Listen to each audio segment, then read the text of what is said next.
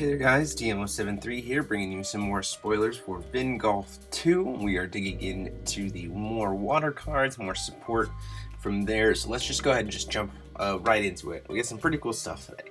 So first off, we have Cordelia Randgrees. She is the Princess of Gallia right now. She is a 1-cost blue, 0/6, so pretty solid stats. And then for 2 blue, 1 colorless, tapping and discarding a card, you can return target resonator to its owner's hand. That's a little bit excessive. If it was 2-drop tap, I would be fine. If it was tap and discard a card, I would be fine. But 3-drop tap and discarding a card is a lot of expense for just bouncing a card back to your opponent's hand. So I'm a little bit disappointed in that, but still, I mean, it's Vingolf, so everything is going to be kind of dulled down a little bit just for the sake of it. So moving on, we have Mauritius Van Borg. He is a 2-drop Prime Minister. 200 attack, 1,000 defense. So 1,000 defense is not bad for a 2-drop.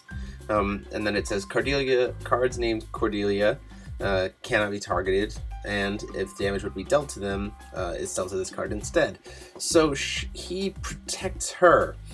The only problem is she isn't really that impactful, so that inherently makes him not necessarily nearly as impactful, except for his defense. His defense is, again, pretty solid, but his effect is really kind of worthless.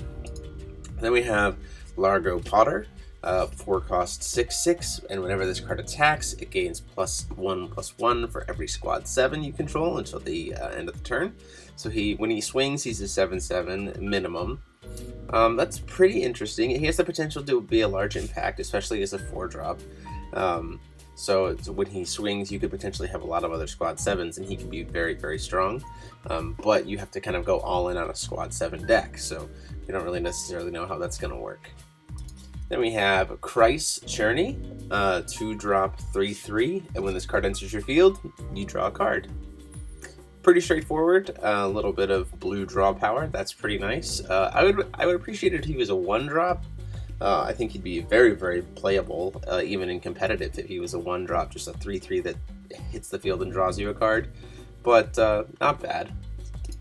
And we have Folio Lanzat, 3-drop 6/6, and as long as you control a Gallia, this card gains +3/+3. This card is actually, I think, really good. We're in a format where Gallia are pretty solid. Those are going to be there for a while, and this is a 3-cost 9/9. That's really good stats when we're used to things like 3-drop 8/8s being pretty standard, or even 7/7s. So Folio is actually a pretty strong card in blue, I think. Then we have Eleanor Verbrot. She's a 5-cost 9/9. When this card enters your field, put a squad 7 with total cost 3 or less from your hand into your field. He is not unfortunately he is not a squad 7. He's just military. But there are definitely some cards that could be useful here. I wish her stats were a little bit better. I wish she was a 10/10. She is kind of the commander of the militia, but this is just what we have to deal with, so it's not too bad. I can see her being used in Vingolf games to kind of help you get some advantage. So we move on to our spells. We have 2 spell chant instants. So a 3-cost spell chant instant, Momentary Respite. Rest up to 2 cards, 2 resonators your opponent controls. They don't recover during their controller's next recovery phase. This is actually pretty solid, being able to just, for 3 costs, just immediately remove 2 things as a threat for an entire turn. Really awesome. You can use this just after they recover. So like they just recovered, okay, rest them, and they're going to be locked for essentially 2 turns. That's pretty crazy. So I think that card is definitely going to see some play competitively in control decks especially. And then the big card is a Sniping from the Blind Spot. This card is bonkers. So it's a 1-drop spell chant instant that returns target rested resonator to its owner's hand. This is really, really, really, really, really good. If it drew a card, this card would be probably the best card in Force of Will, because it would, if it cantripped, but it does not. So Sniping of the Blind Spot is a blue drop instant speed removal that essentially takes care of anything that ever has to attack ever. So if you swing with something, well, you have to rest it in order to be able to do that. Okay, cool, snipe it. And immediately you have an answer to that attack, and you just put that creature back in their hand. It's a really, really, really strong play. It's super cheap to do too, so I'm very excited to see that blue finally got some solid, consistent removal for all colors, not just red.